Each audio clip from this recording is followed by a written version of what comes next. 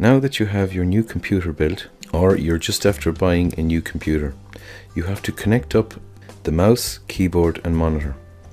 We will start with the mouse. This is a USB mouse and is connected to a USB port.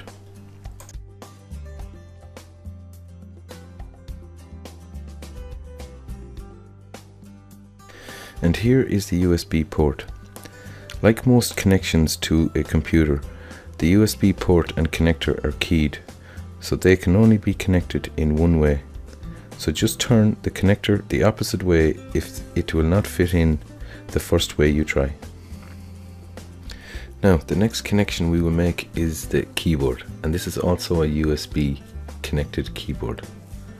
So find a port, a USB port, like this one here that I'm pointing to, and plug it in. Again, it's keyed, it'll only go in one direction. And that's it, mouse and keyboard are connected. The next connection we will make is the monitor or screen. This guy here. So this is a BenQ monitor, 24-inch monitor. I'm just going to turn it around here now and show you the connections. So the first one we look at here is a VGA connection, video graphics array or adapter. This guy here. So we're just going to remove that now and show you the rest of them.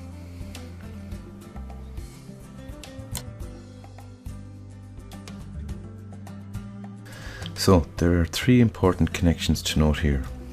You have a DVI connection, a VGA connection and a HDMI connection.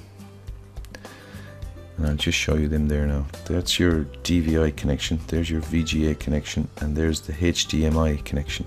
And there are two of those HDMI connections because they are becoming the standard for high definition multimedia connections. So here is a closer look at the three connectors.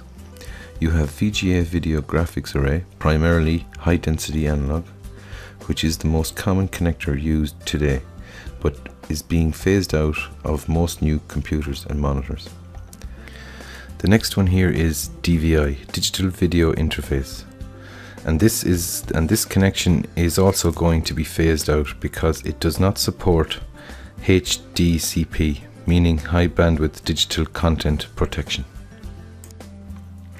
And the one that will replace the other two in the not too distant future is HDMI, high definition multimedia interface, because it supports all interfaces that are used today.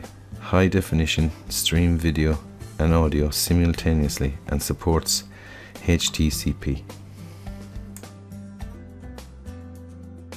Now I'm going to show you the VGA adapter, the most common connector, but it is the same procedure for the DVI connection. And if you have a HDMI cable, it plugs in like a USB port. So the VGA adapter has 15 pins which correspond with 15 slots in the connection on the back of the monitor and the two standoff nuts that hold the connector in place. Now we'll plug in the VGA connector like so.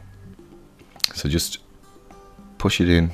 Now it can be tight, so take your time, and then tighten the two screws at either side.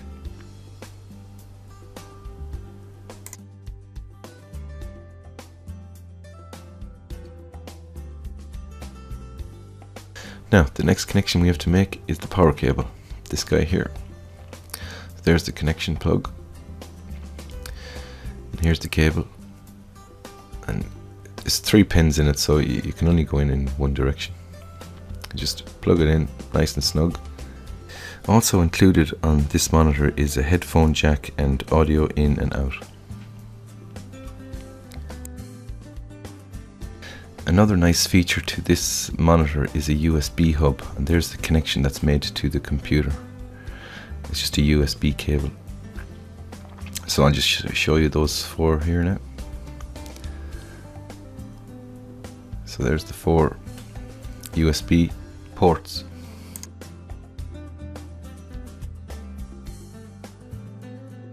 Now I will show you how to connect the VGA adapter that we connected to the monitor and make the connection to the back of the computer. If you have a graphics card installed, then you must connect the monitor to the graphics card. and your graphics card will be positioned down here. This computer does not have a graphics card installed, so it's using the integrated graphics on the motherboard. And so you plug the monitor adapter into either the HDMI, DVI, VGA connectors, depending on which type of cable you have. And they are positioned here. So the one we are connecting here is the VGA adapter, and here is that connector. So just plug it in, and remember it's keyed. It will only go in one way. And then just tighten up the screws.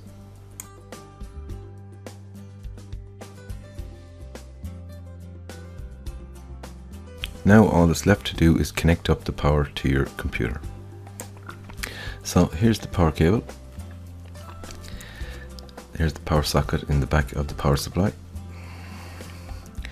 And that's the switch for turning on the power supply.